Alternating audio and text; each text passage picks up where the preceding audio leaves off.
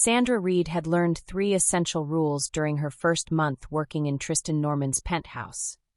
Never speak unless spoken to, never look him directly in the eye, and never, under any circumstances, enter his private study after midnight. Tonight, she was about to break all 3. Her hand trembled against the heavy oak door as voices filtered through from the other side, low, controlled, lethal. She'd been reaching for the handle of the linen closet when she heard it. The distinctive sound of a safety clicking off a gun, followed by words that made her blood freeze. "You have until sunrise to decide whether you want to keep breathing." Tristan's voice. Calm. Almost bored. Sandra should have walked away. Should have returned to her small room at the end of the service hallway and pretended she'd heard nothing. But the man who'd responded, his voice cracking with barely concealed terror, had mentioned a name that changed everything. Her sister's name. Before logic could override instinct, Sandra's palm connected with the door, pushing it open. The scene that greeted her would be seared into her memory forever. Floor-to-ceiling windows dominated the far wall, overlooking a city that glittered like scattered diamonds against black velvet.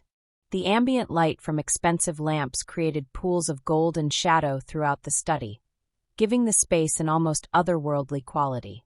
And there, in the center of it all, sat Tristan Norman. He wasn't holding a gun.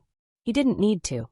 The man kneeling before him, a whimpering, sweating mess in an expensive suit, was doing that for him, the weapon shaking in his own grip as he pressed it against his own temple. "I said sunrise," Tristan repeated, his voice devoid of emotion. "Not now. Where's the poetry in that?" He hadn't looked up, hadn't acknowledged Sandra's intrusion at all. But the kneeling man had. His eyes found hers, wild with the kind of fear that came from staring into an abyss and realizing there was no bottom. The gun wavered. "Boss," he choked out. "You have company." Only then did Tristan lift his gaze. Sandra forgot how to breathe. She'd seen Tristan Norman dozens of times over the past 4 weeks. Had served him coffee in the mornings, changed the sheets on his bed while he worked in his office, maintained a carefully invisible presence while he conducted meetings in the living room. She'd studied him the way prey studies a predator, cautiously, peripherally, always ready to flee. But she'd never seen him like this. His dress shirt was unbuttoned to mid-chest, the sleeves rolled to his elbows, revealing forearms corded with lean muscle. His dark hair, usually perfectly styled, fell across his forehead in a way that made him look younger, and somehow more dangerous. But it was his eyes that held her captive. Dark, bottomless, and fixed on her with an intensity that made her skin prickle with something between terror and electricity. "Sandra." He said her name like he was tasting it, turning it over in his mouth. "You're supposed to be asleep." It wasn't a question. It was an accusation laced with curiosity. "I." Her voice came out smaller than she'd intended. She cleared her throat, forced steel into her spine. "I heard." "What you heard," Tristan interrupted softly, "doesn't concern you." He leaned back in his chair, the movement languid, predatory.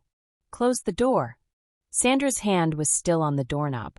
Behind her, the hallway represented safety, normalcy, the life she'd carefully constructed over the past month. Ahead of her, a man knelt with a gun to his head, while another man orchestrated his destruction with the casual indifference of someone choosing wine. She should run. Instead, she stepped inside and let the door click shut behind her. Something flickered across Tristan's face, surprise, perhaps, or approval. It vanished so quickly she might have imagined it. "You mentioned someone named Natalie Reed," Sandra said, her voice steadier now. The kneeling man flinched at the name. "Why?" Tristan's eyebrows rose fractionally. "You're not going to pretend you didn't hear that conversation?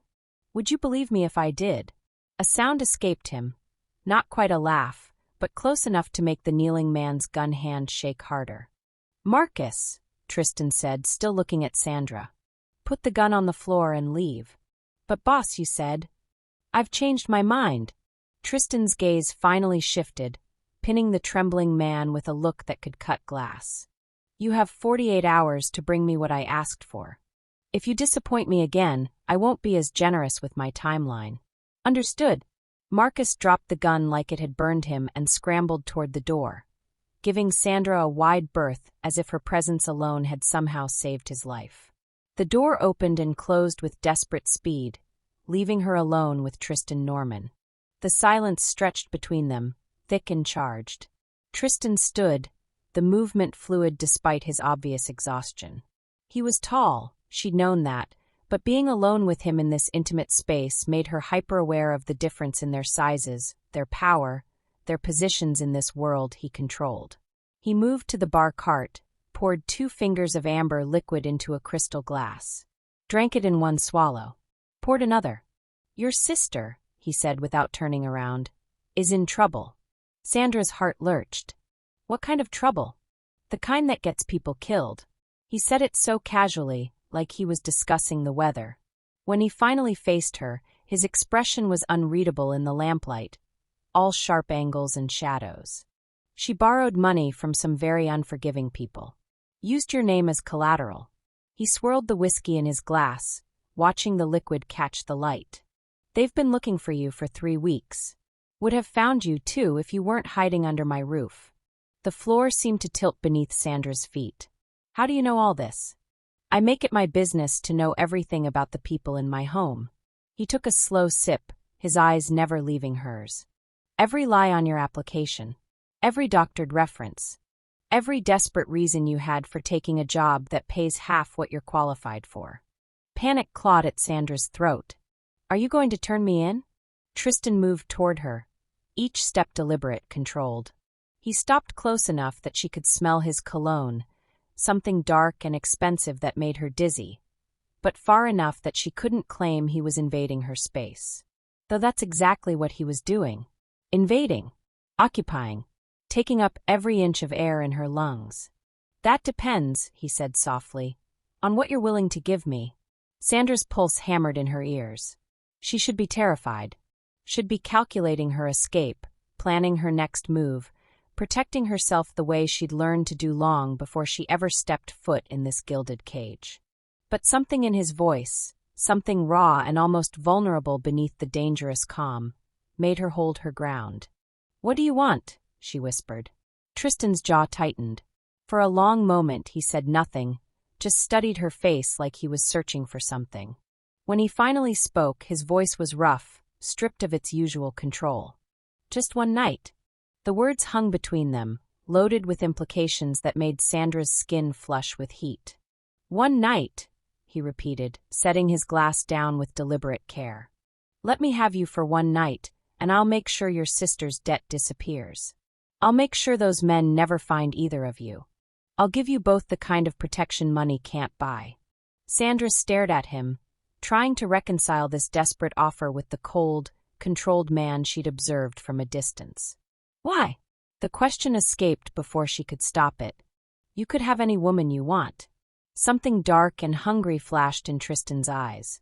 He lifted his hand, slowly, giving her time to pull away, and traced his thumb along her jawline with a gentleness that contradicted everything she knew about him. "Because you're the only one," he murmured, his voice dropping to something almost reverent, "who's ever looked at me like I'm a man instead of a monster." Sandra's breath caught. His touch burned against her skin, igniting something dangerous and intoxicating in her veins. She should refuse. Should run as far and fast as her legs could carry her. But her sister's life hung in the balance, and this man, this beautiful, broken, dangerous man, was offering her a devil's bargain wrapped in dark desire. "One night," she heard herself say. "And you'll save her?" Tristan's hand slid from her jaw to cradle the back of her neck, his fingers threading into her hair. His eyes searched hers, looking for doubt, for fear, for any reason to stop. He found none. "One night," he promised, his mouth hovering inches from hers. "And I'll burn the world down to keep her safe." Then his lips crashed against hers, and Sandra Reed realized with terrifying clarity that she'd just made a deal with the devil himself. And God help her, she was going to enjoy every sinful second of it. The first thing Sandra noticed when she woke was the weight of the silence. Not the comfortable kind. The expensive kind. The sort that only existed in penthouses so high above the city that even the traffic became a distant hum, muffled by triple-paned glass, and the kind of wealth that insulated you from the real world. She kept her eyes closed for a moment longer, her body achingly aware of the unfamiliar luxury surrounding her. Egyptian cotton sheets that probably cost more than 3 months of her salary. A mattress so perfectly engineered it felt like floating. The faint scent of his cologne still lingering on the pillow beside her. Sandalwood and something darker, something that made her stomach tighten with a mixture of memory and regret. "What have you done, Sandra?" She opened her eyes slowly, carefully, as if the act itself might shatter whatever fragile illusion remained. Morning light filtered through sheer curtains the color of champagne, casting everything in a golden haze that felt almost dreamlike. Almost. But this was no dream. The proof was everywhere. In the soreness of her body. In the silk sheets pooled around her bare shoulders. In the unmistakable emptiness of the bed beside her. Tristan was already gone, of course. Men like him didn't linger in the soft light of morning. They had empires to run, enemies to crush, reputations to maintain. Sandra sat up slowly, letting the sheet fall to her waist as she reached for something, anything, to ground herself. Her fingers found the edge of the mattress, gripping it hard enough that her knuckles went white. You knew what you were doing. You knew exactly what you were walking into. But knowing and feeling were two different things entirely. She turned her head, and that's when she saw the mirror across from the bed, massive, framed in what was probably genuine gold leaf, positioned at just the right angle to reflect the entire room. To reflect her. Sandra barely recognized the woman staring back. Her hair was tousled in a way that screamed thoroughly ruined. Her lips were slightly swollen, still sensitive when she unconsciously touched them with her fingertips. Her eyes, God, her eyes looked different. Haunted. Conflicted. Like she'd crossed a line she could never uncross. And now she was standing on the other side wondering if the view was worth the fall. Was it just physical? The question whispered through her mind like poison. She wanted to believe it was. She needed to believe it was. Because if it wasn't, if there was even a shred of genuine feeling buried beneath the raw attraction and dangerous chemistry, then everything became infinitely more complicated. And Sandra Reed couldn't afford complications. Not now. Not when she was so close. Her gaze drifted to the nightstand, and her breath caught in her throat. His watch sat there, carelessly abandoned, a Patek Philippe that probably cost more than most people's cars. The kind of accessory that screamed power and privilege, and a complete disregard for what normal people considered valuable. Beside it, partially obscured by a leather wallet, was something that made her pulse quicken for entirely different reasons. A gun. Not hidden. Not locked away. Just there. Casual. Like it was as essential to his morning routine as his watch or his phone.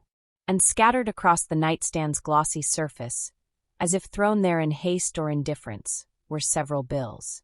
Hundreds. Maybe thousands. She couldn't tell from this angle, and part of her didn't want to know. This is his world, she thought, unable to look away from that stark tableau of wealth and violence. This is what you've walked into. This is what you've let yourself become part of, even if only for a night. The reminder should have steadied her, should have reinforced the walls she'd so carefully built around her heart, around her mission, around everything she'd sacrificed to get this close to Tristan Norman. Instead, it only made the conflict worse. Because last night, hadn't felt like part of a plan. It hadn't felt calculated or strategic, or like anything other than two people colliding in the kind of desperate, raw attraction that defied logic. She remembered the way he'd looked at her when she'd finally given in. Not with the cold dominance she'd expected, but with something that looked almost like vulnerability. Like she'd given him something he'd been starving for, something that had nothing to do with power or control. "I've wanted this," he'd whispered against her skin, his voice rough with need.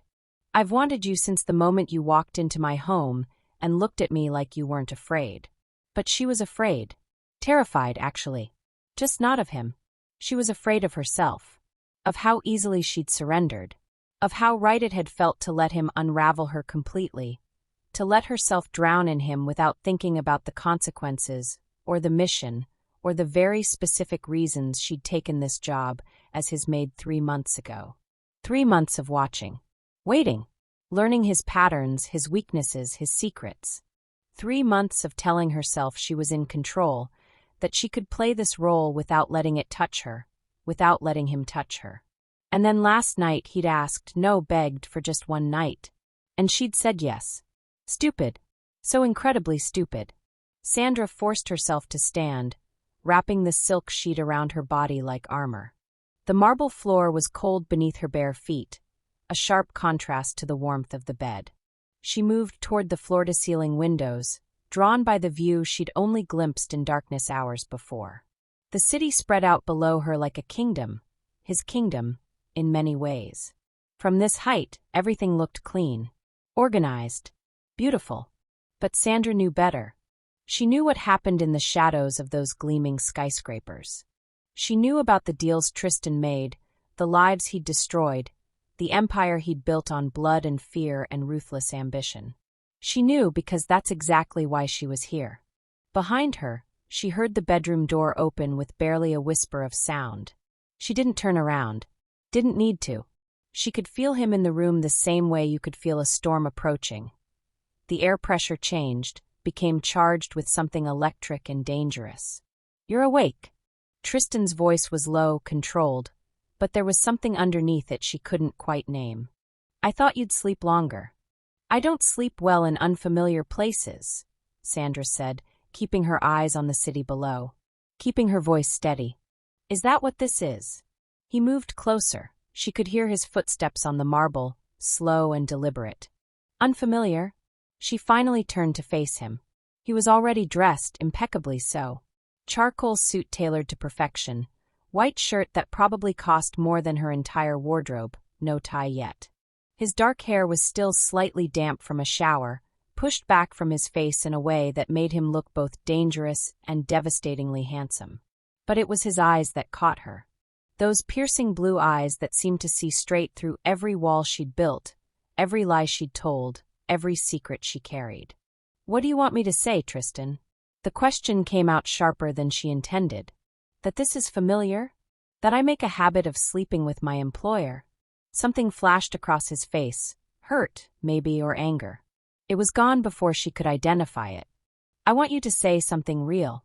He closed the distance between them until she could smell his cologne again, until she had to tilt her head back to maintain eye contact. "Last night was many things, Sandra, but it wasn't a lie. Not for me." Her heart hammered against her ribs. "And what exactly was it for you?" "Dangerous," he said quietly, and the honesty in his voice nearly broke her. "Dangerous and necessary, and something I've been fighting for longer than you know." He reached out slowly, giving her time to pull away. When she didn't, his fingers traced the line of her jaw with a gentleness that contradicted everything she knew about him. "You're not just a maid," he continued, his voice dropping even lower.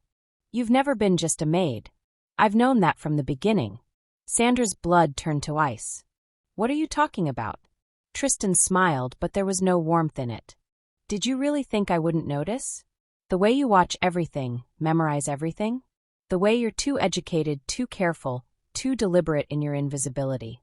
He leaned in, his lips brushing against her ear as he whispered, "I know you're hiding something, Sandra Reed. And now that I've had you, now that I know what it feels like to have you come apart in my arms." He pulled back just enough to look into her eyes, and what she saw there made her breath stop entirely. "Now I'm going to find out exactly what it is." The mistake Sandra made was thinking she could be invisible in his world. 3 days had passed since that night. The night Tristan Norman, one of the most feared men in the city, had begged her for something she still didn't fully understand. 3 days of loaded silences, stolen glances, and the suffocating weight of unspoken words hanging between them like smoke. She tried to go back to being just the maid. Tried to keep her head down, her hands busy, her thoughts locked away where they couldn't betray her. But Tristan wouldn't let her disappear. Every room she entered, he seemed to materialize in moments later. Every task she completed, he found a reason to be nearby, watching, waiting, as if she were a puzzle he was determined to solve. His presence had become a physical thing, pressing against her skin even when he wasn't touching her. And God help her, she was starting to crave it. That terrified her more than anything else. It was just past midnight when Sandra found herself standing outside his private office on the third floor. The one room in the penthouse she'd been explicitly told never to enter. The dim hallway stretched behind her, silent except for the faint hum of the city far below. Everyone else had gone home hours ago. The chef, the driver, even Marcus, Tristan's ever-present shadow. She should have been gone too. But she'd stayed. Waited. Because she needed answers, and those answers were behind that door. Her fingers trembled as she turned the handle, half expecting it to be locked. It wasn't. The door swung open soundlessly, revealing darkness pierced only by the glow of city lights filtering through floor-to-ceiling windows. Sandra's heartbeat thundered in her ears as she slipped inside. The office was exactly what she'd expected. All dark wood and leather, sharp edges and expensive taste. A massive desk dominated the center, its surface immaculate except for a single lamp and a crystal tumbler with 2 fingers of amber liquid still in it. Behind it, shelves lined with books that probably cost more than her childhood home. But it was the filing cabinet against the far wall that drew her attention. She crossed to it quickly, her borrowed courage already starting to fray. The top drawer was locked, but the second one opened with barely a whisper. Inside, neat rows of folders, each labeled with names she didn't recognize. Her fingers traced over them, searching for, what? Proof? Confirmation of what she already knew. That Tristan Norman wasn't just a businessman with questionable associates. He was something far more dangerous. She pulled out a folder marked with a name that sent ice down her spine. Vincent Reed. Her father's name. Sandra's hands shook as she opened it, her eyes scanning the documents inside. Transaction records, photographs, handwritten notes in a script she didn't recognize. Her father's face stared back at her from a surveillance photo, taken outside the warehouse where. Looking for something specific or just browsing? The voice came from directly behind her, so close she could feel the warmth of his breath against her neck. Sandra's entire body went rigid. She hadn't heard him enter. Hadn't heard footsteps or the door opening or anything at all. It was as if Tristan had materialized from the shadows themselves. She tried to turn, but his hand shot out, planting firmly on the desk beside hers, caging her in without actually touching her. His other hand mirrored the first on her opposite side, and suddenly Sandra was trapped between the desk and 6 feet of dangerous male who smelled like expensive cologne and something darker, smoke, whiskey, power. I asked you a question, Sandra. His voice was low, controlled, but she could hear the edge beneath it. The warning. Her fingers tightened on the folder, knuckles going white as she gripped the desk for support. She could feel him behind her. The heat of his body, the barely restrained tension coiling through his frame. He wasn't touching her, but God, she felt surrounded by him. I was. Her voice came out breathier than she intended. She cleared her throat, forcing steel into her spine even as her heart tried to beat its way out of her chest. I was looking for cleaning supplies. The lie was pathetic, and they both knew it. Tristan's low laugh rumbled through her, so close she felt it vibrate against her back. Cleaning supplies. In my private office. At midnight. He leaned in, and Sandra's breath caught as his face came within inches of her neck.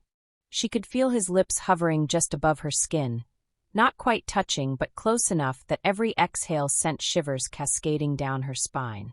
Do you think I'm stupid, Sandra? Or do you just not care what happens when you get caught? There was something in his voice that made her brave and reckless.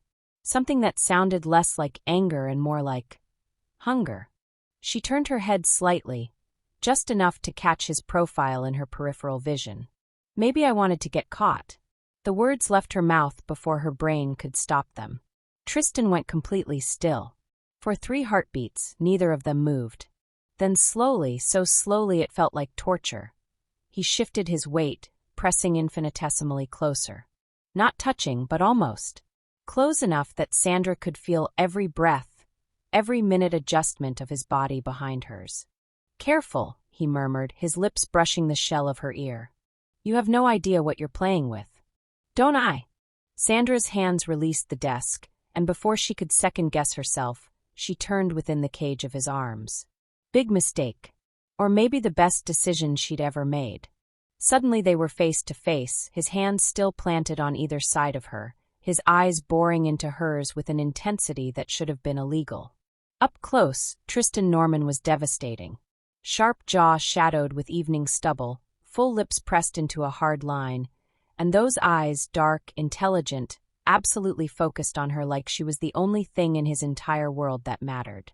"You've been watching me," Sandra said, proud that her voice didn't shake. "For 3 days, you've barely let me out of your sight." "No." His gaze dropped to her lips, then back up. "I've been trying to figure you out. There's a difference." "And what have you figured out?" Tristan's hand lifted from the desk, and Sandra's breath caught as he reached toward her face. But instead of touching her, his fingers closed around the folder she'd been reading, the one with her father's name on it. He pulled it slowly from the desk, never breaking eye contact. "I've figured out," he said softly, dangerously, "that you're not who you pretend to be. That you didn't come here for a job, you came here for something else. And that every time I get close to figuring out what that is." His free hand finally, touched her, fingers trailing along her jawline with devastating gentleness. "You look at me like this, and I forget why I should care." Sandra's heart was trying to break free from her ribcage. His touch was fire and ice, and she hated how much she wanted more of it. Hated that he was right, about all of it. "You should care," she whispered. "Whatever you think I am, you're probably right too." "I don't care." The words came out rough, almost angry.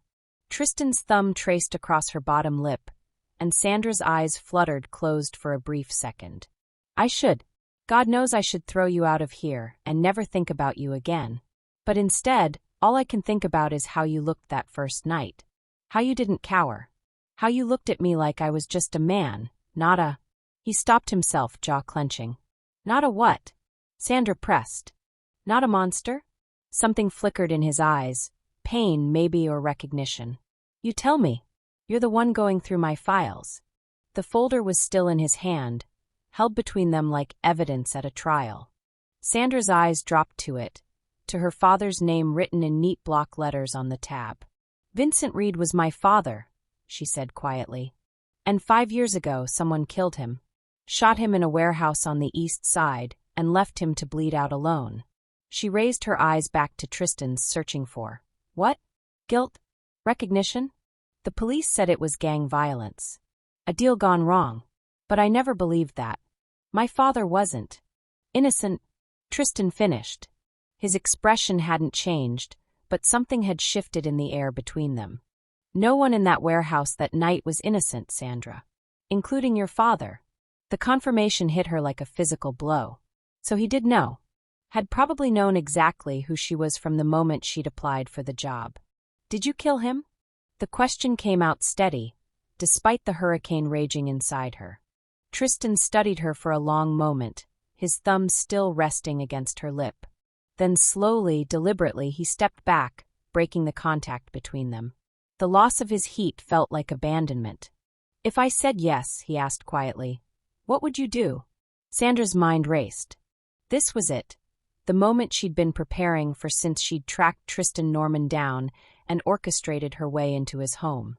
The moment she should pull out the recording device hidden in her pocket, or the weapon she'd stashed in her room, or simply scream the truth to the heavens. But all she could think about was the way he'd looked at her just now. The way his voice had broken on the word, innocent. The way his touch had been reverent instead of possessive. "I don't know," she admitted, and hated herself for the honesty. Tristan's lips curved into something that wasn't quite a smile. "At least you're truthful about that." He tossed the folder onto his desk and crossed to the window, putting distance between them that felt like miles. "You want to know what really happened to your father? Fine. He was working for the Calabrese family, moving their product through the docks. He got greedy, started skimming off the top. When they found out," he shrugged, still not looking at her, "they sent someone to handle it." "You?" "No." Tristan turned back, and the rawness in his eyes stole her breath. "Not me. But I was there. I watched it happen, and I did nothing to stop it." The confession hung between them, heavy and terrible. Sandra should have felt vindicated. Should have felt angry or grief-stricken, or something other than this twisted knot of emotion that was equal parts rage and understanding and something she refused to name. "Why?" she whispered. "Because in my world, Sandra, you don't break the rules. You don't steal from the family. And you don't." He stopped, ran a hand through his hair in a gesture of frustration. "You don't get to walk away just because someone loves you." The words landed like stones. "Someone loved him," Sandra said. "I loved him. I know." Tristan's voice was impossibly soft. "I saw you at the funeral. You wore a black dress that was too big for you, and you didn't cry once. Just stood there, staring at his casket like if you looked hard enough, you could bring him back through sheer force of will." Sandra's throat tightened. She remembered that day, the worst day of her life. Remembered feeling hollowed out and desperate, and so alone. "You were there. In the back. Far enough away that you wouldn't notice me." He crossed back to her, and this time when he invaded her space it felt different. Desperate instead of predatory. "I've been watching you for 5 years, Sandra. Watching you rebuild your life, go to community college, work 3 jobs to pay rent on that shoebox apartment. Watching you survive when you should have broken." "Why?" The word was barely a breath. Tristan's hand cupped her face, thumb stroking across her cheekbone with devastating gentleness. "Because you haunt me. Because every time I close my eyes, I see you in that too big black dress, and I wonder what kind of man I'd have to be for you to look at me the way you looked at him." Sandra's resolve, the armor she'd built so carefully over 5 years, cracked straight down the middle. "You're the enemy," she whispered, even as she leaned into his touch. "I came here to destroy you. I know. I should hate you. You should." His forehead dropped to rest against hers, and Sandra's eyes fluttered closed. "So why don't you?" That was the question, wasn't it? The one that had been keeping her up at night, making her second-guess everything she thought she knew about revenge and justice and right and wrong. Because somewhere between that first night and this moment, Tristan Norman had stopped being the monster in her story and started being something infinitely more dangerous. He'd started being human. "I don't know," she breathed. Tristan's laugh was low and pained. "We're quite a pair, aren't we? You don't know if you should destroy me, and I don't know if I should let you." His lips were so close to hers now, barely an inch of charged air separating them. Sandra could feel her entire body trembling with the effort of not closing that distance. "What happens now?" she asked. Tristan's eyes opened, dark and depthless and absolutely focused on her. Now you make a choice, Sandra Reed. You can walk out that door with your father's file and do whatever you came here to do. Expose me, ruin me, I don't care. I'll let you go, and I won't come after you." Hope flared in her chest, bright and painful. "Or," his hand slid into her hair, gripping gently, possessively. "Or you stay. You put down the weapons and the plans and the revenge, and you stay here with me. Let me keep you safe from the world that killed your father. Let me. Own me." The words came out sharper than she intended. "No you," he corrected. "Every truth, every secret, every dark corner of your soul that you've kept hidden. I want all of it, Sandra. Not just your body, not just one night. All of you." The intensity in his voice should have terrified her. Instead, it lit something inside her that had been dormant for far too long, a hunger that matched his own. "And if I can't give you that," she challenged. "If I'm too broken, too damaged by what happened?" Tristan's smile was slow, dangerous, and absolutely devastating. "Then I'll spend every day putting you back together, piece by piece, until you're whole enough to decide if you want to destroy me or keep me." Sandra's breath caught. No one had ever spoken to her like this, like she was something precious and dangerous all at once. Like her brokenness wasn't a flaw but a feature. "This is insane," she whispered. "Probably." His thumb traced her bottom lip again, and she shivered. "But I stopped being sane the moment you walked into my world, Sandra. So if this is madness, at least let's be mad together." The offer hung between them, impossible and tempting and absolutely terrifying. Sandra knew what she should do. Knew that walking away was the smart choice, the safe choice, the choice that wouldn't end with her heart in pieces and her soul compromised beyond recognition.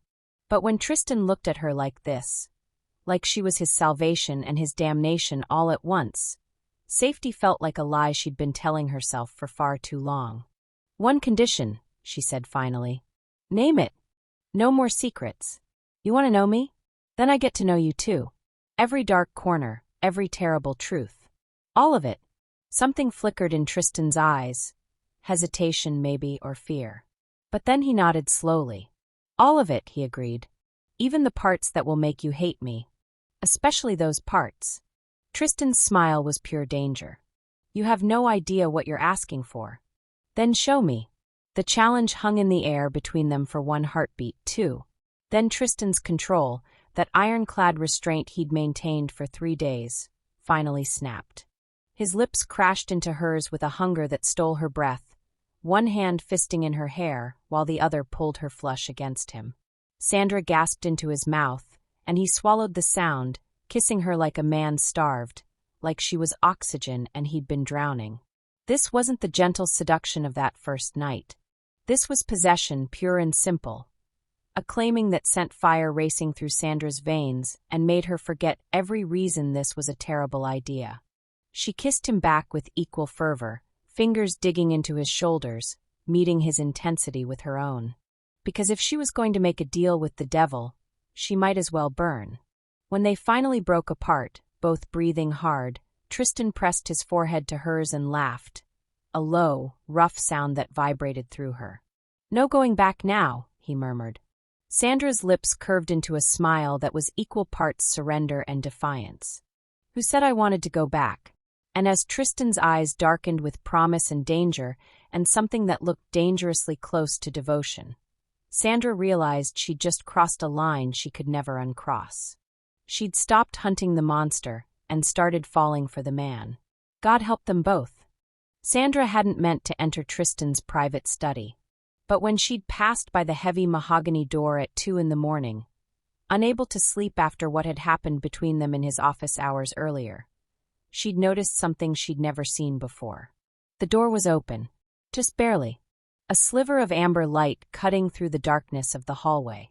Tristan Norman never left doors open. Everything about the man was controlled, locked, guarded. Even the way he'd trapped her against that desk earlier, his breath hot against her neck, had been calculated, restrained, like he was constantly holding back something darker. Sandra stood in the hallway now, her cotton nightgown brushing against her legs, debating. She should walk away. Go back to her quarters in the east wing where the staff belonged. Pretend she hadn't seen the crack in his carefully constructed world. But her feet moved forward anyway. The study was exactly what she'd expected. Rich leather, dark wood, floor-to-ceiling bookshelves filled with first editions that probably cost more than most people's homes. His desk dominated the center of the room, neat and organized, everything in its place. The kind of space that screamed power and control. A single desk lamp cast a pool of golden light across the surface, illuminating scattered papers. Contracts, maybe. Business documents. The legitimate front for an empire built on blood and fear. Sandra's heart hammered as she stepped further inside. She shouldn't be here. If he found her. But Tristan was gone. She'd heard him leave an hour ago, the roar of his Aston Martin disappearing into the Rome night. Some urgent business that couldn't wait. The kind of business that made men like him dangerous. Her eyes swept the room looking for. What? Evidence? Answers? Some explanation for why a mafia boss would look at a maid the way he'd looked at her today. Like she was the only thing in the world worth having? That's when she saw the drawer. The bottom left drawer of his desk slightly ajar. Another thing that shouldn't be possible. Tristan Norman didn't leave drawers open any more than he left doors unlocked. Sandra approached slowly, her bare feet silent on the Persian rug. Her hand trembled as she reached for the brass handle. This was wrong. This was a violation of the fragile trust that had begun building between them, a betrayal of. She pulled the drawer open. Inside, beneath a leather journal and a box of expensive cigars he never smoked, was a manila folder. Old, worn at the edges. The kind of thing that had been handled many times, opened and closed, stared at in private moments. Sandra's fingers brushed the folder. She should stop. She should close the drawer and leave and forget she ever saw this. Instead, she lifted it out. The folder was heavier than it looked. Heavy with secrets. Heavy with the weight of the past. She set it on the desk under the pool of light and opened it with hands that wouldn't stop shaking. Photographs. Dozens of them, scattered loose inside. Old ones, the colors slightly faded, the paper stock thick and dated. Sandra began sorting through them, not sure what she was looking for. Pictures of Tristan as a child, rare, startling in their innocence. A woman who must have been his mother, beautiful and sad-eyed. An older man with Tristan's jaw and cold expression. His father, probably. The man who'd built this empire before passing it to his son. Normal family photos. Nothing shocking. Nothing that explained the possessive way Tristan looked at her, or the desperation in his voice when he'd whispered "stay" against her skin earlier. She was about to close the folder, about to accept that some mysteries weren't meant to be solved when she saw it. At the very bottom of the stack, a photograph that made the entire world stop. Sandra's hand shot out, grabbing it, bringing it closer to the light. Her other hand flew to her chest, pressing against her heart like she could somehow keep it from exploding. No, no. The photograph was old. 25 years, maybe 30. Creased down the middle like it had been folded and unfolded countless times. The colors were faded but still clear enough to see every devastating detail. A woman stood in a garden, roses blooming behind her, sunlight catching in her dark hair. She wore a simple white dress, casual and beautiful. She was laughing at whoever held the camera, her head tilted back, joy radiating from every inch of her. And she looked exactly like Sandra. Not similar. Not resembling. Exactly like her. The same dark eyes. The same full lips. The same delicate bone structure that Sandra had inherited from a mother she'd never known. Even the small beauty mark near her left eyebrow, the one Sandra had always thought made her unremarkable, was there on this woman's face. Sandra's breath came in short, sharp gasps. The room tilted. This wasn't possible. This was. She flipped the photograph over with trembling fingers. Written on the back, in bold masculine handwriting that could only be Tristan's, were 3 words. Isabella. My everything. The photograph slipped from Sandra's fingers, fluttering back onto the desk. She stumbled backward, her hip hitting the edge of a leather chair, barely feeling the impact. Isabella. The name echoed in her mind, foreign and familiar all at once. She'd heard whispers among the staff. Rumors about Tristan Norman's past. About a woman who'd died tragically. A woman whose loss had turned him from merely dangerous into something darker. Something broken. But nobody had ever mentioned that this woman, this Isabella, looked like...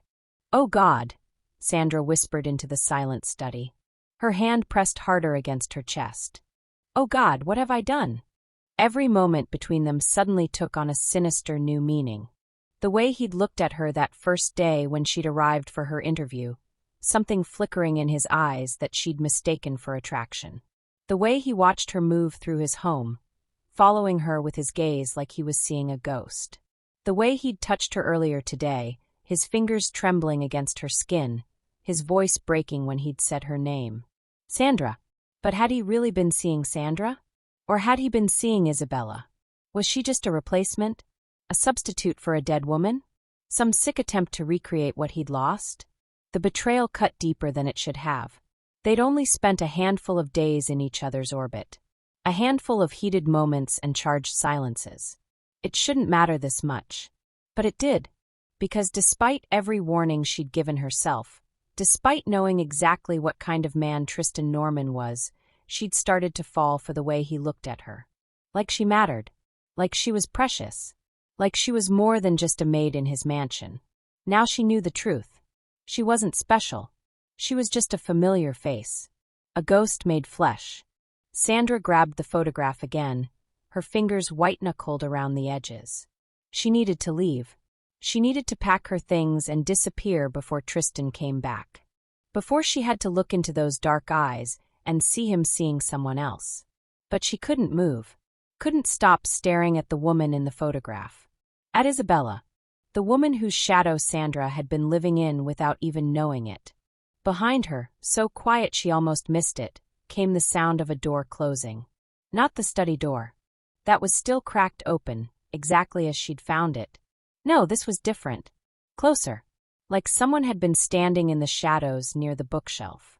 Someone who'd been watching her this entire time. Sandra spun around, the photograph still clutched in her hand, her heart in her throat. The study was empty. The shadows were still. But she could feel it, that electric sensation of being observed. Of no longer being alone. Looking for something, Sandra? The voice came from behind her, low and dangerous and far too close. She whirled back around. Tristan stood in the doorway, still in his black suit from earlier, his tie loosened and hanging around his neck. But it was his face that made her blood run cold. He looked destroyed. Absolutely destroyed. Like watching her hold that photograph had ripped something essential out of his chest and left him hollow. His eyes dropped to the picture in her trembling hands. To Isabella's face. To the past he'd clearly tried to bury in a drawer and forget. Tristan, Sandra breathed, taking a step back. I didn't mean to. You look just like her. His voice was raw. Broken. Nothing like the controlled, commanding tone he always used. From the moment you walked into my home, I knew. I knew it was impossible. But I looked at you and I saw. He stopped. Swallowed hard. His hands clenched into fists at his sides. Who is she? Sandra demanded, finding her voice even though her whole world was crumbling. Who is Isabella? Tristan's jaw tightened. For a long moment he said nothing. Just stared at her with those dark, haunted eyes that suddenly made terrible sense. When he finally spoke, his words changed everything. She was your mother. The gunshot still echoed in Sandra's ears. She couldn't stop shaking. Pressed into the corner of the back seat, she watched the city lights blur past through rain-streaked windows, each droplet catching the neon glow of Lagos at night. Her breath came in shallow gasps, fogging the glass.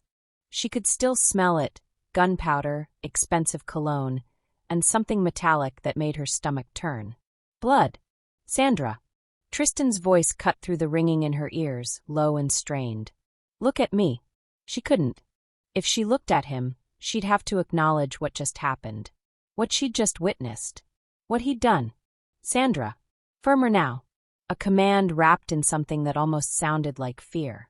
Her eyes finally shifted to him, and the sight made her breath catch for entirely different reasons. Tristan Norman, the man who'd begged her for one night 3 weeks ago, the man who'd slowly dismantled every wall she'd built around her heart, sat across from her with blood splattered across his white dress shirt. His knuckles were split and bleeding where they gripped a gun with the casual familiarity of someone who'd held one 1,000 times before. But it was his face that stopped her heart. She'd seen him dangerous before. Seen him ruthless in business meetings she'd overheard while cleaning his office. Seen him cold and calculating when dealing with his associates. But she'd never seen him like this. Jaw clenched so tight she could see the muscle jumping, dark eyes wild with something between rage and terror, looking at her like she might disappear if he blinked. Are you hurt? His free hand reached toward her face and she flinched. The movement was involuntary, but she saw it land. Saw the way his expression cracked, just for a second, before he carefully pulled his hand back. I'm not going to hurt you, he said quietly, and the rawness in his voice made her chest ache. I would never, Sandra. I need to know if you're hurt. She touched her temple, felt the warm trickle of blood from where she'd hit the ground when he'd thrown her behind the car. The dress he'd bought her, emerald silk that cost more than she'd made in 6 months as his maid, was torn at the shoulder, exposing skin she suddenly wanted to hide. I'm fine, she whispered, but her voice broke on the last word. You're bleeding. He moved closer, and this time she didn't flinch. Couldn't. Because despite everything, despite the gun still in his hand, despite the 3 men he'd just put down in that parking garage, despite finally seeing the monster he'd always warned her he was, she wasn't afraid of him. She was afraid for him. Tristan's bloodied hand cupped her face with a gentleness that seemed impossible given what those same hands had just done. His thumb brushed below the cut on her temple, and his jaw tightened further. This shouldn't have happened, he said, and she heard the self-loathing beneath the words. You shouldn't have been there. You shouldn't be anywhere near me. But I was. Sandra's voice came out steadier now. She met his eyes, saw the war raging behind them. I am. They knew about you. The words seemed to tear out of him. The Okonkwo family knew exactly where to find you, knew you'd be at that restaurant, knew that hurting you would. He stopped, his hand trembling against her face. Would what? She asked, even though she already knew. Had known since the moment she'd heard him roar her name in that garage, seen him move with lethal precision between her and the guns pointed at her head. Would destroy me. The confession fell between them like a bomb. They knew it would destroy me. Sandra's heart hammered against her ribs. 3 weeks ago she'd been his maid. A woman with secrets and a mission, playing a dangerous game in his penthouse. 2 weeks ago, she'd made the mistake of letting him see her. Really see her. 1 week ago, she'd compounded that mistake by looking back. Now she was something else entirely. Something that put a target on her back in a world where love was the deadliest weakness of all. You killed them, she said, and it wasn't an accusation. Just a fact that needed to be spoken aloud. All 3 of them. Yes. No hesitation. No apology. His thumb continued its gentle path along her cheekbone, the contrast between his tenderness and his brutality making her dizzy. I'd kill 100 more if they came for you again. The certainty in his voice should have terrified her. Instead, it kindled something fierce and reckless in her chest. Something that had been growing since that first night, despite every reason she had to resist it. The photograph, she started, thinking of what she'd discovered in his study just days ago. The picture that connected her family to his in ways that should have ended this before it began. Tristan, when they find out who I really am. I already know. His other hand finally released the gun, setting it on the seat beside him before cupping her face with both hands. Blood smeared across her skin, marking her with the evidence of his violence, his protection. You're Marcus Reed's daughter. The man my father destroyed 15 years ago. The man whose family I inherited the responsibility of crushing completely. Sandra's breath stopped. You knew. Not at first. His forehead dropped to rest against hers, and she felt him trembling. This powerful, dangerous man shaking like he was the one who'd almost died tonight. I figured it out 2 weeks ago. The way you looked at the files in my office, the questions you never quite asked. The hatred you tried so hard to hide every time you looked at me those first few days. Then why? Because by the time I figured it out, it was already too late. His eyes opened, and the naked vulnerability in them stole whatever words she'd been about to say. You'd already gotten under my skin. Into my head. Past every defense I've spent 34 years building. And I realized I didn't care who you were supposed to be. I only cared who you are. Rain drummed harder against the roof. The driver, one of Tristan's most trusted men, navigated them through Lagos traffic without a word, giving them privacy in this bubble of leather and tinted glass and confessions that could get them both killed. I came to destroy you, Sandra whispered. The truth finally spoken aloud. I spent 2 years planning it. Got hired as your maid, gained your trust, found your secrets. I was supposed to ruin you the way your family ruined mine. I know. I found evidence. Files that could send you to prison for life. Accounts that would dismantle your entire empire. I know. His hands tightened on her face. Where are they? I burned them. The confession tore from her throat. Last week. After I heard you on the phone with your sister, talking about the kids' hospital you're secretly funding. After I watched you sit alone in your study for 3 hours, staring at a picture of the mother you lost. After you, her voice cracked. After you held me like I was something precious instead of something you owned. Tristan made a sound low in his throat, relief and anguish mixed together. You should have used them. Should have destroyed me like you planned. I know. Tears finally spilled down her cheeks, mixing with the blood on her temple. I tried to hate you. Tried to see only the monster. But then you looked at me like I was the only real thing in your entire carefully constructed world. And I realized something terrifying. What? The word was barely a breath. That I'd rather burn in your world than be safe anywhere else. Tristan's control shattered. He pulled her to him, crushing her against his chest despite the blood and the torn dress and everything that should have kept them apart. His hand cradled the back of her head, his face buried in her hair, and she felt him breathing her in like she was oxygen and he'd been drowning. "They'll come for you again," he said into her hair, his voice rough. "Everyone who wants to hurt me will know now that hurting you is the way to do it. The Okonkwo's, the Abacha family, the Russians I pissed off last month. They'll all come." "I know." Sandra's hands fisted in his bloody shirt, holding him just as tightly. "I should send you away. Put you on a plane tonight.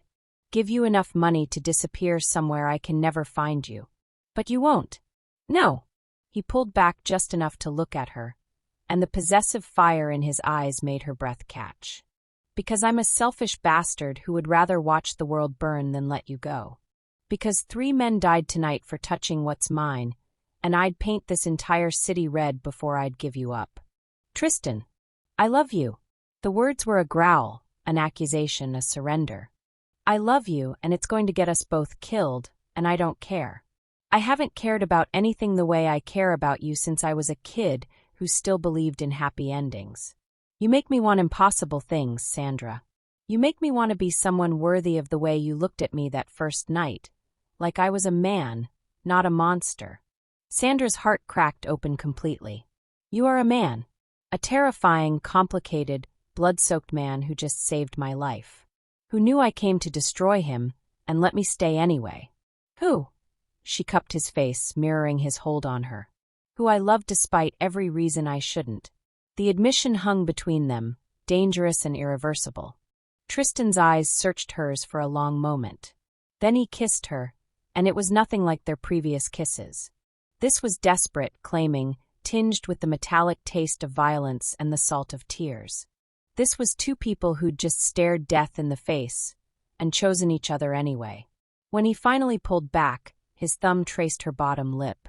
"Tomorrow," he said quietly, "I'm moving you into the penthouse permanently. You're not going back to that apartment where they found you. You're not leaving my sight. And you're going to let me assign a security detail that would make the president jealous." "That sounds like a prison." "It's survival." His jaw set. "Mine, not just yours. Because if something happens to you now, Sandra, there won't be enough of me left to call human. You've become the only thing standing between me and the monster I was always meant to be." The car slowed, pulling up to a private entrance of his building. Through the rain-blurred windows, Sandra could see armed guards, more than usual, surrounding the property. "This is the point of no return," Tristan said, his hand still on her face. "Once you walk into that building as mine, there's no walking back out as anything else. His enemies become your enemies. My wars become your wars. The blood on my hands will stain yours too." Sandra looked at this man who terrified the entire city, who'd killed without hesitation to protect her, who'd known her secrets and loved her anyway. She thought about the girl she'd been when she took the job as his maid. So certain of her hate, so sure of her path. That girl was gone, burned away by expensive wine and dangerous smiles, and the way he said her name like a prayer. "Then I guess we'd better make sure your enemies regret ever learning my name," she said. Tristan's smile was sharp and deadly, and entirely too beautiful. He pressed one more kiss to her forehead, gentle despite everything, before opening the car door. "Welcome to my nightmare, Sandra Reed," he murmured. "I promise it's going to be spectacular." As she stepped out into the rain, his hand firmly locked with hers, Sandra realized he was right. There was no going back now. The penthouse was too quiet. Sandra stood in the hallway outside Tristan's private study, her bare feet silent against the cold marble floor. It was past 2 in the morning, and she should have been asleep, or at least pretending to be. But sleep had become impossible since that night in the car, since she'd felt his blood on her hands and seen the raw terror in his eyes when he thought he might lose her. Since she'd realized she was in love with a man who destroyed people for a living. The doctor had checked her over 3 days ago, declared the cut on her temple superficial, prescribed rest. Tristan had barely left her side since then, hovering with an intensity that should have felt suffocating, but instead made her chest ache with something she didn't want to name. He'd canceled meetings, postponed whatever dark business usually occupied his nights. Sat beside her bed until she fell asleep, his hand wrapped around hers like she might disappear if he let go. But tonight he'd received a phone call. She'd seen his face change when he looked at the screen, that careful blankness sliding over his features like a mask. He'd kissed her forehead, told her to rest, and disappeared into his study with a tension in his shoulders that made her stomach twist. That was an hour ago. Sandra had tried to ignore the unease crawling up her spine. Tried to tell herself it was just business. Just another call in an endless stream of calls that kept his empire running. But something felt different tonight. Wrong. She'd found herself walking down the hallway before she'd consciously decided to move. Now she stood outside his study door, which he'd left cracked open barely an inch. Light spilled through the gap, and she could hear his voice, low, controlled, but with an edge that made her pulse quicken. She shouldn't listen. She knew she shouldn't. But her hand was already reaching out, steadying herself against the doorframe as she leaned closer. "I don't give a damn what it costs," Tristan was saying, his voice rough with barely contained fury. "I want every piece of information on Marcus Romano. Where he sleeps, who he talks to, what he had for breakfast. Everything." Sandra's breath caught. Marcus Romano. She knew that name. He was the one who'd ordered the hit, the one whose men had tried to kill her to get to Tristan. "No." Tristan's voice went deadly quiet, which somehow made it more terrifying than if he'd shouted. "I'm not interested in negotiation. He touched what's mine. There's no coming back from that." A pause. Sandra could see him through the narrow opening, his back to her, one hand braced on his desk, the other gripping his phone so hard she thought it might shatter. The city glowed behind him through floor-to-ceiling windows, making him look like a dark king surveying his kingdom. "I know what I'm risking," he continued, his voice dropping even lower. "I know what the other families will think. But she's not," he stopped, his shoulders tensing. "She's not a pawn in this game anymore. She's off the board entirely." Sandra's heart stuttered. He was talking about her. "Because I'm making her untouchable," Tristan said, and there was something fierce and possessive in his voice that sent heat flooding through her veins even as alarm bells rang in her mind. "After tomorrow, anyone who comes near her will be declaring war on me personally. I don't care if it breaks the peace treaty. I don't care if it costs me half my territory. She doesn't get touched. Ever. Tomorrow." What was happening tomorrow? The person on the other end must have said something sharp, because Tristan let out a low, humorless laugh. "You think I don't know that?" His free hand dragged through his hair, the gesture so uncharacteristically agitated that Sandra felt her chest tighten. "You think I don't know I'm burning everything down for her? But I can't." His voice cracked slightly, and Sandra had to press her hand over her mouth to keep from making a sound. "I can't watch someone hurt her again. I can't lose her because she got caught in crossfire meant for me. So yeah, Victor, I'm making a statement. I'm putting a target on my own back to take one off hers." Silence. Sandra's mind was racing, trying to process what she was hearing. He was going to do something tomorrow, something that would protect her but put him in danger, something that would cost him. "There's something else," Tristan said, and his voice changed, became quieter, almost careful. "I need you to dig deeper into Sandra's background." The floor seemed to tilt beneath Sandra's feet. "I know we already did a surface check when I hired her," Tristan continued. "But I need everything. Her childhood, her parents, why she really came to work for me." Another pause. "Because I've been watching her, Victor. The way she moves, the way she talks. She's too smart, too composed, too perfect." Sandra felt ice flooding her veins. "She doesn't react like someone scared of my world," Tristan said softly. "She reacts like someone who understands it. And 3 days ago, when those men came for her, do you know what she did? She didn't scream. She didn't freeze. She fought like someone who's been trained to fight." His voice dropped to barely above a whisper. "Who is she really? And why do I get the feeling she came into my life for a reason that has nothing to do with cleaning my house?" Sandra's hand trembled against her mouth. A single tear slipped down her cheek, hot against her cold skin. He knew. Or at least he suspected. "I don't want to believe she's playing me," Tristan said, and there was something raw and almost broken in his voice that made Sandra's heart shatter. God, Victor, I don't want to believe it. But I need to know. Because if she is, if this has all been.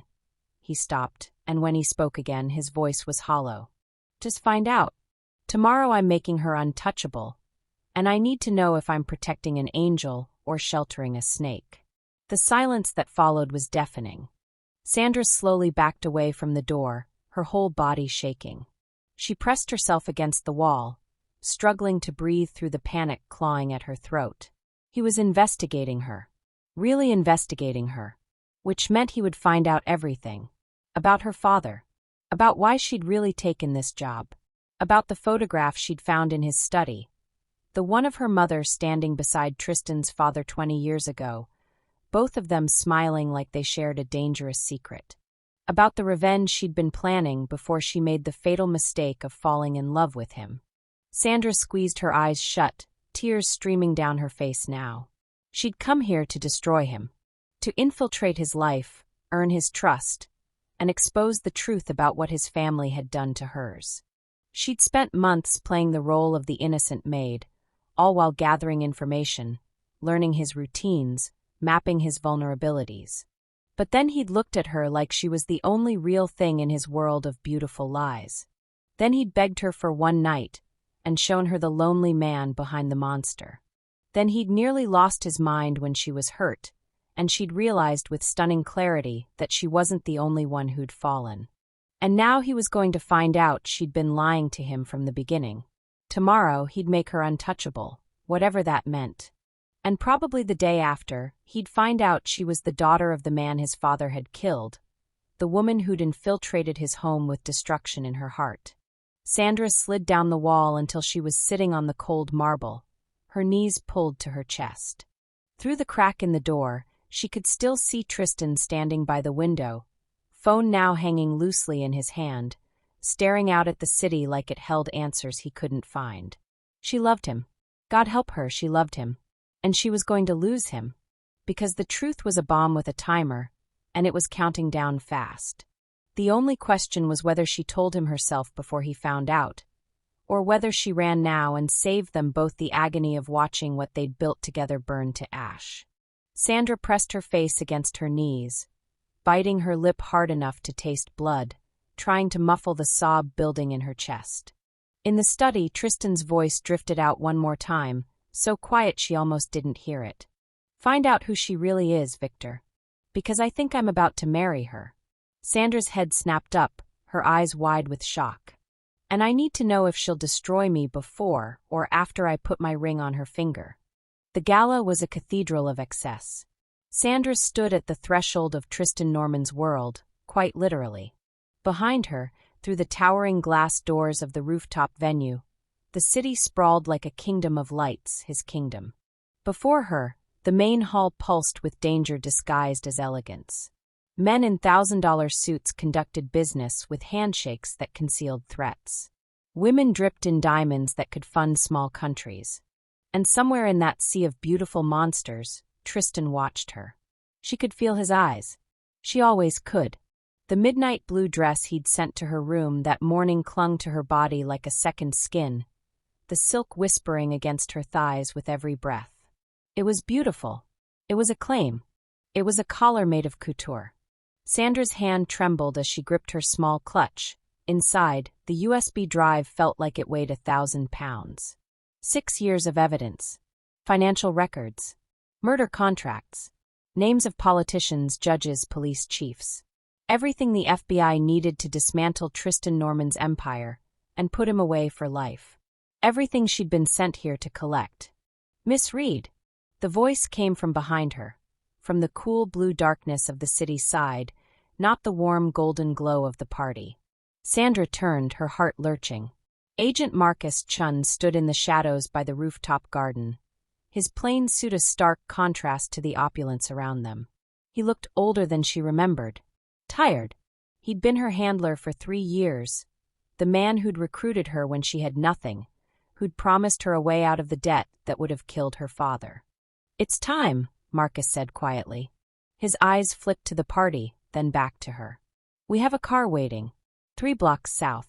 You walk out now, you give me what you have, and you disappear. New name. New life. You're free, Sandra. It's over. Free. The word should have felt like salvation. Instead, it felt like amputation. He knows, doesn't he? Sandra whispered. That's why he invited me tonight. That's why this dress, this party. We don't know what he knows, Marcus interrupted. But our window is closing. Every minute you stay is a minute closer to. Sandra. The voice rolled through her like thunder, deep and commanding and impossibly gentle. She didn't need to turn around to know Tristan had emerged from the party. She could feel the shift in the air, the way danger and desire seemed to bend toward him like gravity. Marcus's hand moved subtly toward his concealed weapon. Don't, Sandra said quickly.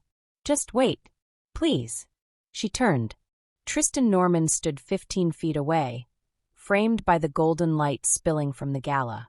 His black suit was immaculate, tailored to emphasize the breadth of his shoulders, the lethal grace of his body.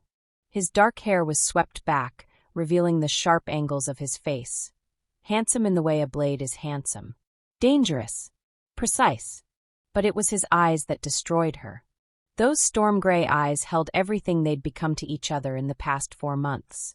The first night when he'd begged her, not commanded, begged, to stay.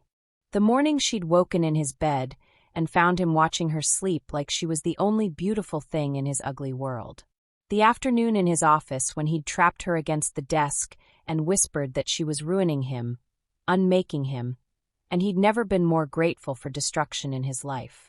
The night 3 days ago when she'd overheard him on the phone, saying words that had shattered her. I know who she is. I've known from the beginning. And I don't care. Let them come for me. I'll burn it all down before I let anyone touch her. Agent Chun, Tristan said, his voice carrying effortlessly across the space. He didn't look at Marcus. His eyes never left Sandra. I'm going to ask you to leave my property. Now. She's coming with me, Marcus said. There was steel in his voice, but Sandra heard the undercurrent of fear. Everyone feared Tristan Norman. That was the point. No, Tristan said simply. Then finally he looked at Marcus. The temperature seemed to drop 10 degrees. She's going to choose. And you're going to respect that choice. Because if you don't, if you try to force her, I will dismantle your life so thoroughly that they'll teach your downfall as a cautionary tale in Quantico. Do you understand me? Marcus's jaw tightened. Sandra, please, think about your father. Think about what you came here to do. The mention of her father was a dagger between her ribs. Her father, whose medical bills had buried them. Whose treatment she couldn't afford until the FBI offered her a deal. Infiltrate Tristan Norman's home as domestic staff, gather evidence, and they'd make everything disappear. They'd save him. They had saved him. He was alive because she'd said yes to this mission. But that was before she understood what it meant to be truly seen by someone. Before Tristan had looked at her. Really looked, and recognized the sharp intelligence she'd spent her whole life hiding. Before he'd asked her opinion on business deals worth millions. Before he'd admitted, in the dark vulnerability of 3 a.m., that his empire was built on his father's cruelty, and every day he wore this crown felt like drowning. Before she'd fallen catastrophically, irrevocably in love with the man she was supposed to destroy. Sandra. Tristan's voice pulled her back. He'd moved closer, just a few feet away now. She could smell his cologne, cedar and smoke and something darker. Look at me. She did. God help her, she did. I know what you're carrying, he said quietly. The admission should have terrified her. Instead, it felt like relief. I know what you came here to do. I've known for weeks. Then why? Her voice cracked. She swallowed hard. Why didn't you stop me? Why didn't you? Because I was waiting to see if you'd choose me anyway. The vulnerability in his expression was devastating. Tristan Norman, who controlled this city with an iron fist, who made men twice his age tremble with a glance, looked at her like she held his heart in her hands, and he was terrified she'd crush it. That's not fair, Sandra whispered. Nothing about this is fair. He moved closer still. One more step and he could touch her. He didn't. You think I don't know what I am? What I've done? I've built this empire on blood and fear. I've made choices that damn me. And then you walked into my home with your sharp eyes and your secrets, and for the first time in my life, I wanted to be someone different. Someone worthy of the way you looked at me before you knew what I was. I know what you are, Sandra said, and tears burned her eyes.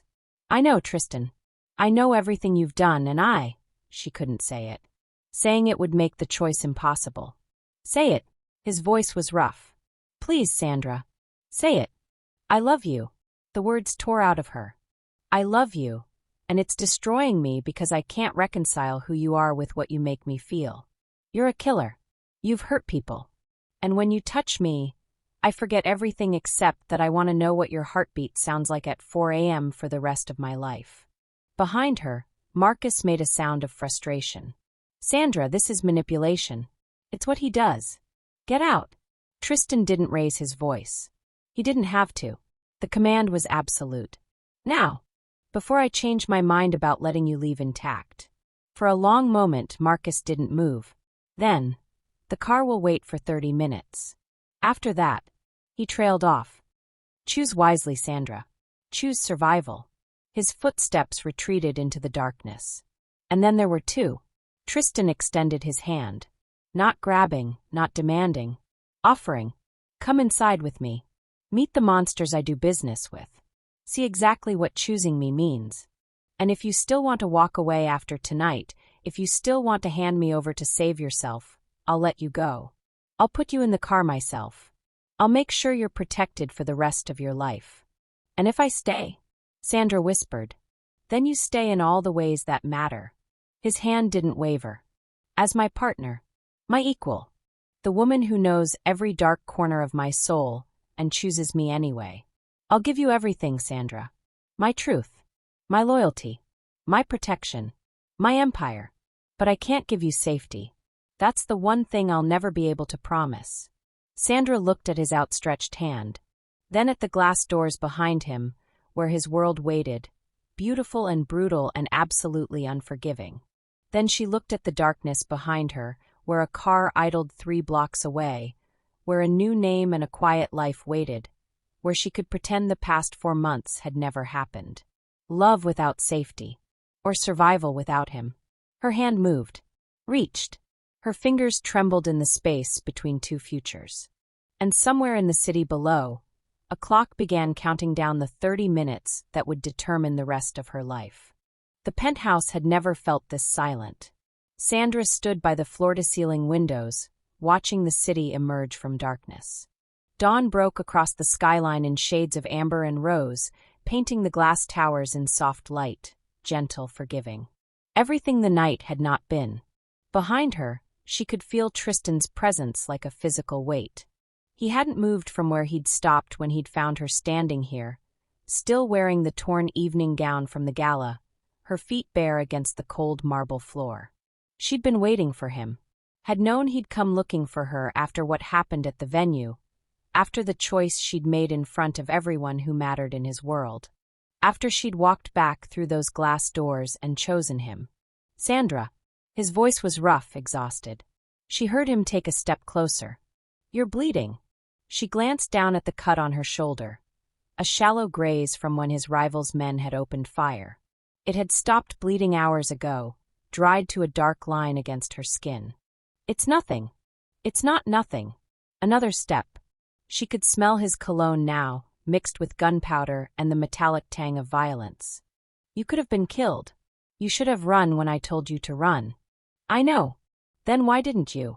The question came out strained, almost desperate. Why did you come back? Why did you? He stopped himself, and she heard him exhale slowly. Sandra, what are you doing here? She turned to face him then. Tristan Norman looked like a man standing on the edge of his own destruction. His suit jacket was gone, his white shirt unbuttoned and streaked with blood. Not his own, she knew. His dark hair was disheveled, his face shadowed with exhaustion and something deeper. Something that looked like fear. She'd never seen him afraid before. Not when his enemies had cornered him. Not when bullets had flown. Not even when he'd held her in the back of that car, his hand pressed against her bleeding temple, his voice cracking as he'd ordered his driver to go faster. But he was afraid now. I need to tell you something, she said quietly. His jaw tightened. Whatever it is, it can wait. You need to rest. You need. It can't wait. She reached into the pocket of her gown, the one she'd sewn herself, hidden where he'd never think to look. Her fingers closed around the small, worn photograph. "I've waited too long already." She watched his eyes drop to her hand, watched the way his entire body went still. That predatory awareness he always carried shifted into something else. Something wary. "What is that?" Sandra's hand trembled as she extended it toward him. The photograph was old, creased from years of being folded and unfolded. She'd carried it with her for so long it felt like part of her skin. "Come here." Tristan didn't move. "Sandra. Please." Her voice cracked. "Please, Tristan. I need you to see this." He moved toward her slowly, like a man approaching an executioner. When he was close enough to touch, close enough for her to feel the heat radiating from his body, she held up the photograph between them. She watched his face as recognition hit him. It was like watching a building collapse from the inside, the way everything that made him powerful, that made him dangerous, simply crumbled.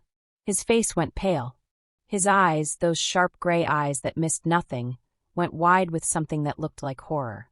"No." The word came out barely above a whisper. "No, that's not." "It is." Sandra's vision blurred with tears, but she kept her hand steady. The photograph showed two men standing outside a warehouse, both smiling, arms around each other's shoulders. Brothers in everything but blood. One of them was younger, leaner, with kind eyes and an easy smile. The other was Tristan Norman, 15 years younger, but unmistakably him. "His name was Marcus Reed," Sandra said softly. "He was 32 years old when he died. He had a daughter who was 7. A daughter who watched him leave one morning and never come home." Her voice broke. "A daughter who was told he'd betrayed the wrong people. That he'd gotten in too deep, made a mistake, and paid for it." Tristan's legs seemed to give out. He sank down onto the edge of the leather couch behind him, his eyes still locked on the photograph. "You're Marcus's daughter." "Yes." "The little girl with the braids." His voice sounded hollow, distant. "The one who made him breakfast every morning. The one he stopped, his throat working." "Oh God." "Sandra." She let her hand drop, the photograph falling to the floor between them. 15 years of distance collapsed into nothing. "I came here to destroy you," she said. The words she'd held back for months, words that had poisoned every touch, every kiss. "I took the job as your maid because I needed to get close. I needed to find proof of what you'd done, evidence I could take to your enemies. I was going to watch your empire burn, Tristan.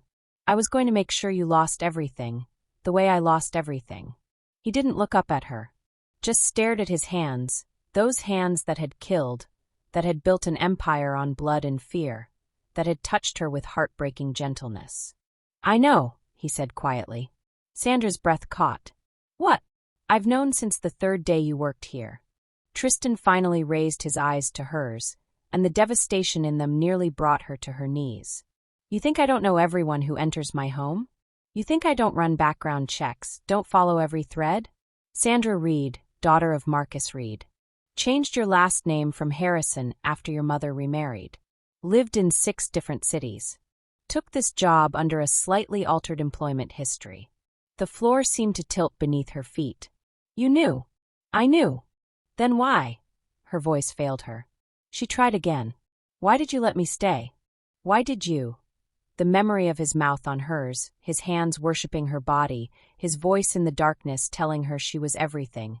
It all crashed over her like a wave. "Why?" Tristan stood slowly, and she saw his hands were shaking. This man who never trembled, who faced death without flinching, couldn't control his own hands. "Because your father was the only person I ever trusted," he said, his voice raw. "Because I held him while he died, Sandra. I held him and I watched the light go out of his eyes, and the last thing he said was, 'Promise me you'll find her. Promise me you'll keep her safe.'" Sandra felt her knees buckle. Tristan caught her, his arms coming around her even though she could feel him breaking apart. "He didn't betray me," Tristan continued, the words pouring out like confession. "I betrayed him. There was a raid. I made a call, a strategic decision. I thought I was protecting the operation, but I walked him into an ambush. By the time I realized what I'd done, it was too late. I got there and his His voice cracked completely. I killed the men who shot him. All of them. But it didn't matter because he was already dying, and he knew it, and all he cared about was you. Sandra was crying now, deep sobs that shook her entire body. You killed him. Yes. Tristan's arms tightened around her, even as she felt him falling apart. God, Sandra, yes. I killed him. Not with my own hands, but I might as well have. It was my fault. My mistake. My ambition. I've spent 15 years trying to find you, trying to figure out how to keep that promise. And then you walked into my home with vengeance in your eyes and he pulled back enough to look at her, and his face was wet. I fell in love with you. I fell in love with Marcus's daughter, and I knew it would destroy me, and I didn't care. She looked up at him through her tears, this man who'd haunted her nightmares, who'd become her dreams. I fell in love with you too, she whispered. I fell in love with the man who killed my father, and I hate myself for it. Then hate me instead. Tristan's hands came up to frame her face with devastating gentleness. Hate me, Sandra. Destroy me. Take everything I have. Turn me over to my enemies. Put a bullet in my heart. Whatever you need to do to make this right, do it. But know that I love you. Know that I have loved you from the moment you looked at me like I was a monster you could tame. Know that loving you has been the only good thing I've done in 15 years. Sandra's hand moved to the pocket of her gown, the other pocket. The one that held the USB drive. Files. Evidence. Bank accounts. Names. Everything that could bring down the Norman Empire. Everything she'd spent months collecting. She pulled it out and held it up between them. Tristan looked at it, then at her. He didn't ask what it was. He already knew. Take it, she said, pressing it into his palm. Take it and run, Tristan. Disappear. Because tomorrow morning, I'm going to the FBI, and I'm telling them everything. I'm giving them enough to start an investigation that will tear your organization apart. I can't let you go unpunished. But I can give you a head start. His fingers closed around the drive. Around her hand. Come with me. I can't. Sandra. If I run with you, I'm no better than the people who killed my father. More tears spilled down her cheeks. I have to do this, Tristan. I have to make it right. But I can't. Her voice broke. I can't be the one who destroys you. I love you too much. So take that drive and go. Build a new life. Be someone my father would have been proud to call brother. The dawn light caught them both now, painting them in shades of gold and regret. Tristan brought her hand to his lips, kissed her palm with the kind of reverence reserved for last moments. I'll wait for you, he said. However long it takes. Whatever you need to do. I'll build something clean, something worthy. And when you're ready, if you're ever ready, I'll be waiting. Don't wait for me. Sandra pulled her hand back, even though it felt like tearing off her own skin. Live, Tristan. Really live. That's all I want. She turned toward the door, each step an act of violence against her own heart. Behind her, she heard him sink back down, heard the sound of a man breaking in the silence. At the door, she stopped. Didn't turn around. He would have forgiven you, she said softly. My father. He loved you that much. I found his journal. He wrote about you like you were the son he never had. He would have forgiven you. But you can't. It wasn't a question. I already have. Sandra finally looked back at him one last time. This beautiful, broken man kneeling in the dawn light, her father's photograph on the floor beside him. That's why I have to leave. She walked out of Tristan Norman's life with the taste of goodbye on her lips and the weight of two kinds of love crushing her chest. The love for a father she'd lost, and the love for a man she chose to lose. The city was waking up. Somewhere a new day was beginning. And in that penthouse, surrounded by all his power and all his wealth, Tristan Norman remained on his knees, destroyed by the only truth that had ever mattered. Love and redemption had the same price, everything. What did you think of this ending? Was it the redemption you hoped for, or the heartbreak you feared? Drop your thoughts in the comments below. I want to hear how this story made you feel. And tell me, where in the world are you watching from? From New York to Tokyo, London to Lagos, you're all part of this journey. If you made it this far, if this story grabbed your heart and didn't let go, click that subscribe button. Hit the notification bell. Because this is just the beginning.